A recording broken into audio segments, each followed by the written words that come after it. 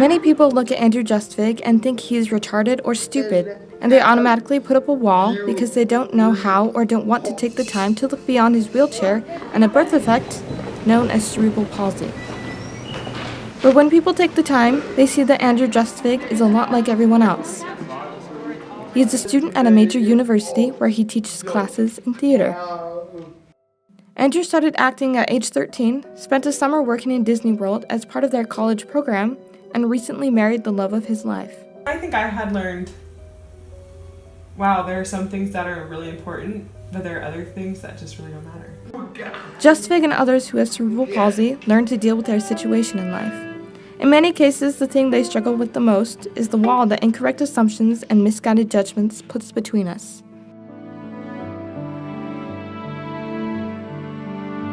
I'm Jessica Parcell. I'm a journalist and I have cerebral palsy. I decided the best way to break down the misconceptions of this disorder is to openly revisit my life experience and give you a look behind the wall that keeps people apart. I was born on July 9th, 1992, in Provo, Utah, the firstborn child of Alan and Shelley Parcell. My twin sister, Jordan, came 5 minutes later. Just as our DNA suggested, we were completely identical, except for one thing. During the birthing process, my fist was smashed into the side of my head, causing significant brain hemorrhaging, leading to my diagnosis of cerebral palsy.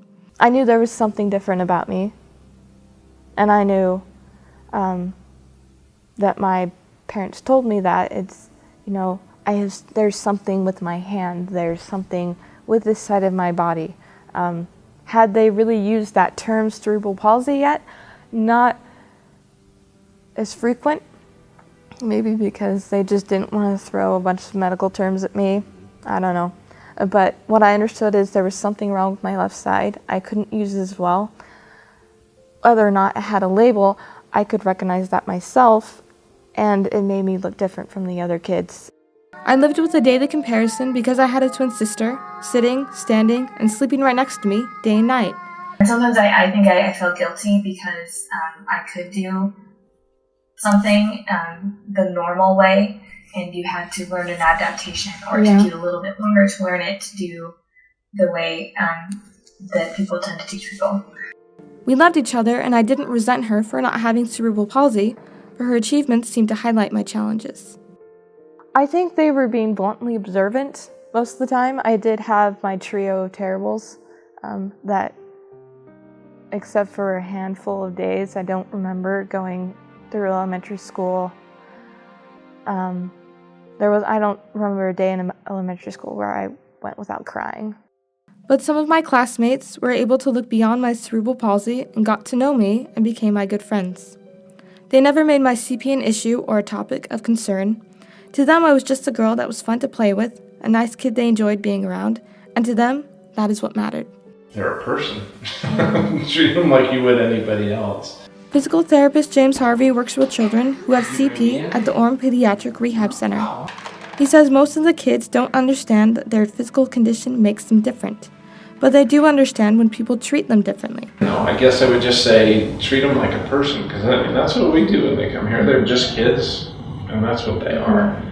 They have some difficulties, and we're trying to help them with those difficulties, but we treat them just like, okay, what do you like to play with?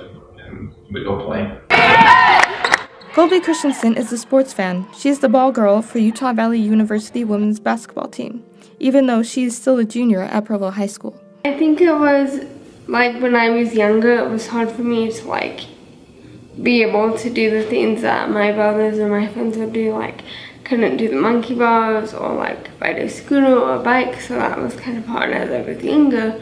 But as I've gotten older, I realized that there's a lot of things that even though I couldn't do, there was a lot that I could do. But as I was younger, it was hard to open things or tie my shoe or do simple things that a lot of other kids took advantage of that I wasn't able to do. Colby says her parents and brothers always supported her and encouraged her to work beyond her issues. She became a cheerleader her freshman year at Provo High School after attending, schools I wish I'd gone to. The kids at my school were really nice and supportive, and I can't remember a time where I ever got bullied or anything because of my disability. Colby's journey with cerebral palsy began on the day she was born. You know, when I was laying there on the operating table and everyone was screaming and they were yelling, "Get the dad out!" and code blue or red or whatever it was, I didn't know because, you know, obviously that's not what we expected at all. I thought I was having a really healthy pregnancy, and so I was unsure of what to expect. Tracy and the doctors didn't know if her baby girl would live through the night, but she did. And as this little miracle grew, Tracy didn't realize that she had issues that would alter their lives. When she was about 9 months old, my mother-in-law gave me a book that was called Your Child with Cerebral Palsy. And I was super offended because I didn't think she had it. I was like, what? You know, I'm sure looking back and after our whole experience now, I think maybe everybody around me knew, you know, but I didn't know. A, because I didn't want to know, and B, because I wasn't very experienced, you know. So I remember being really upset and thinking that, no, she doesn't have that. And it was hard for me at first to come to terms with that label. Even with the support of her family and friends, Colby still suffered with self-confidence issues. I think it was either not being able to do the things that the other kids could do because I wanted to like go on bike rides with my friends or being able to do the things that they did, or it's hard for me to like open food, and that was kind of difficult because I would have to have someone open it for me and I would get frustrated that I couldn't do it by myself. But she learned to concentrate more on what she could do instead of worrying about what she could not do. I realized that, you know, I'm human and I'm gonna make mistakes, and nobody's the same, everybody's different. Even with such a positive outlook, some people still put up a wall because they don't understand and don't know how to approach her. I think that many of them do have this idea that I can do a lot of things, but I can't do everything.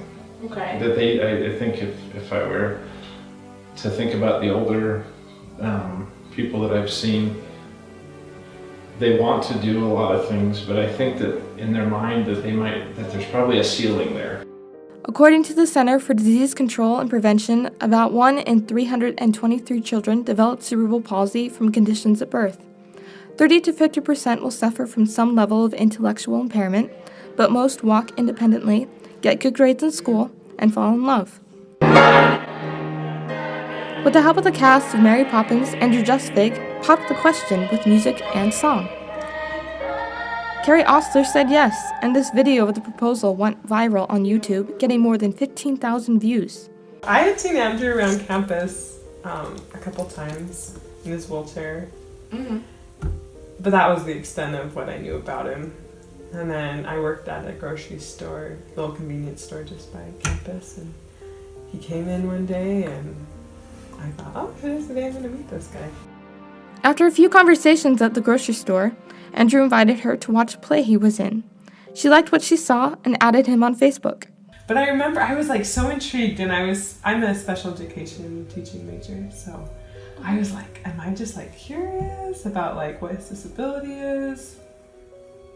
Am I interested in getting to know him or dating him? And I remember that day I like called my mom, I like called my best friends. I was like, I met this guy, and anyway, I just don't know what to think. Dates to the library, walks up Rock Canyon, and musical performances. Andrew could see that he was working his way into Carrie's heart. Or at least he thought he was. Week into the she came to me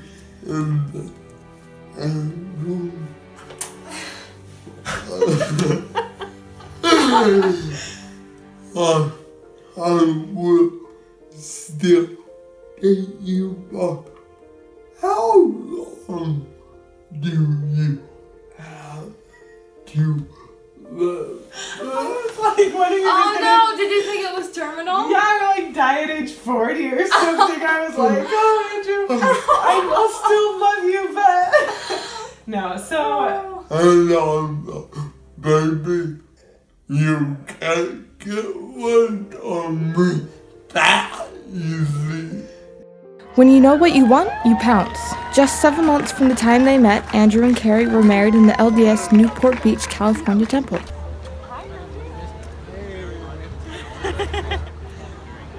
look back on my life, there were experiences that I think really helped prepare me. Like, every year I think of school, there was always someone with a disability in my classroom. And for some reason we were always friends. I don't know. So that was like, I think my mom taught me early on, like, that's a person. Like, you need to be nice to them, you know, and like see them and treat them like you would anyone else. One thing I told Kelly when we were starting to date and going quickly to the decision of marriage, I said, you will be the only one in my life who chooses cerebral palsy. My family, my mom didn't choose. Oh, we want the son with CP. My siblings, cousins, teachers, my parents, siblings, or kids or nephews or grandkids, no one else but Kelly will. And I want her to understand that. Choosing cerebral palsy requires a lot of grit from Carrie. Even though she broke through the wall and can see Andrew as a person, that doesn't mean everyone else does. It was one Sunday we were taking a walk up to Rock Canyon Park or something, and we were just sitting there and I'm like, I hate how people just stare at us. Like, I hate it. Why? And he's like, because it just made me feel like, I'm like, what's wrong with this? Like, do you have an issue with this? You know, and Andrew, whenever I would say things like that, he'd just be like, oh, it's okay, don't worry about it, just ignore him, you know?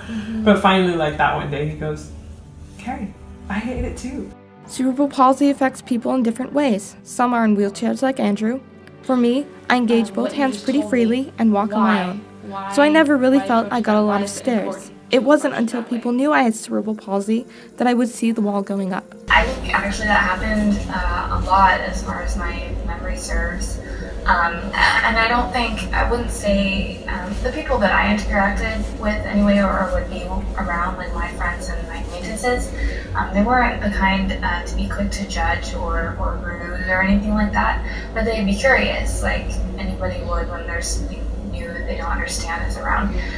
So yeah, especially when we started a new school year, we went to a new bus stop or we went to a new school or something like that. I would get questions sometimes. They'd be like, hey, so, and they wouldn't really know how to word it. They'd be like, so, you know, why does she walk like that? Or, you know, why can't she use her left hand or whatever? And it was, you know, a quick explanation. When people don't understand something and they don't ask, they can make incorrect assumptions and judgments. So the key to breaking down the wall between us is communication. If you don't understand, just ask. I remember one time in like 3rd grade, I had a kid come up to me and he's like, what's wrong with your hand? And I explained to him that I was born like the way that my hand is, and I remember that he walked off like talking with his friends and I was kind of like, okay. But you know, I think some people just don't understand what exactly the disability is and they expect it to be more than it really is. Starting a conversation opens people's minds and makes the wall of misconception a little thinner.